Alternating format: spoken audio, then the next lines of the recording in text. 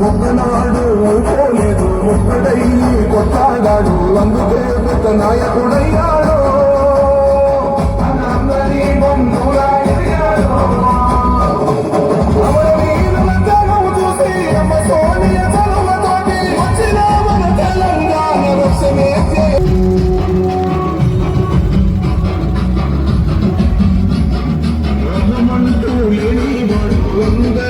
చేరుకున్న యాత్ర ఇది.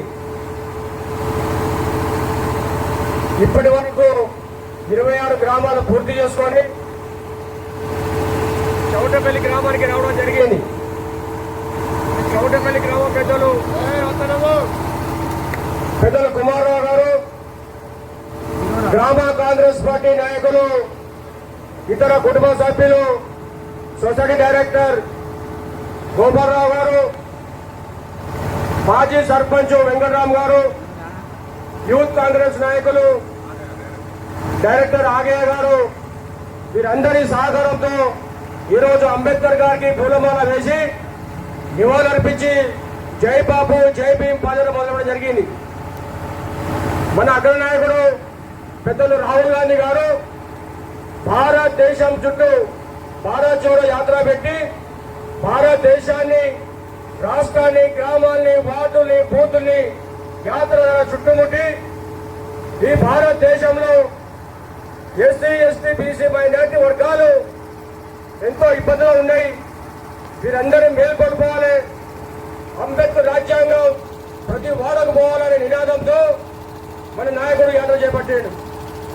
కేంద్రంలో పాలిస్తున్న బీజేపీ అంబేద్కర్ రాజ్యాంగాన్ని పేదలకు చెందొద్దు, రాజ్యాంగం గురించి గ్రామాల్లో తెలియవద్దు అనే నినాదంతో పార్లమెంటు నిండు సభలో కూడా అమిత్ షా, మోడీ గారు అంబేద్కర్ గురించి మాట్లాడద్దు, రాముని గురించి చేయడం జరిగింది. నేను చెప్తున్నా బీజేపీ నాయకులకు, ఈరోజు అంబేద్కర్ గారు రాసిన రాజ్యాంగంలోనే ఇలా చట్టసభల్లో ఎస్సీలు కానీ, ఎస్టీలు కానీ, బీసీలు కానీ, మైనార్టీ వర్గాలు కానీ ఇలా చట్టసభలు ఉన్నారంటే, ఇవాళ మీరు కూడా పార్లమెంట్ లో కూర్చున్నారంటే ఆ రోజు మహానుభావుడు ఎంతో శ్రమ రాసిన రాజ్యాంగం వల్లనే ఈ రోజు మీరు చట్టసభ కూర్చున్నారు. చట్టసభ అంటే ఒక పార్లమెంటే కాదు, అసెంబ్లీ కానీ, జిల్లా పరిషత్ కానీ, మండల పరిషత్ కానీ, గ్రామ పంచాయతీ కానీ, వార్డు కానీ ఏది చేసుకున్నా కూడా ఆ మహానుభావుడు చదవల్ల జరిగిందని నేను చేస్తా ఉన్నాను. ఎందుకంటే ఆ రోజు గాంధీ గారు, అంబేద్కర్ గారు దీర్ఘకాలికంగా కూర్చొని ఈ భారతదేశానికి ఈ రాజ్యాంగం ఎంత అవసరం అనేది ఆ రోజు వాళ్ళు చేయడం జరిగింది. కాబట్టి ఈ భారత్ జోడో యాత్ర ద్వారా అన్ని గ్రామాలు, వార్డులు, బూతులు మరియు తిరుగుకుంటూ ఈ యాత్ర ఈ రోజుకి రావడం జరిగింది. ఈ యాత్రకు ప్రతి గ్రామ కాంగ్రెస్ పార్టీ ముఖ్య నాయకులు, యూత్ కాంగ్రెస్ నాయకులు, సీనియర్ నాయకులు, అనుబంధ సంఘాల అధ్యక్షులు, మహిళా Congress, youth Congress, minority cell, ST cell, ST cell, BC cell, minority cell అందరూ కూడా యాత్ర సహకరిస్తా ఉన్నారు. మా సోదరి పని అయితే ఏనాడైతే అన్నారు మొదలు పెట్టామో ఈ రోజు వరకు కూడా నాతో పాటు నడుచుకుంటూ అన్ని గ్రామాలు తిరుగుకుంటూ వస్తా ఉన్నారు. సోదరి పని చూసి కూడా మనం కొంత నేర్చుకోవాలి. కొంతమంది యువకులు కూడా ఇంతమంది ఆడుతూ ఉన్నారు. కదం తొక్కండి, ముందుకు రండి, భారత రాజ్యాంగాన్ని రక్షించే బాధ్యత ప్రతి పౌరుడు తెలియజేస్తా ఉన్నాను.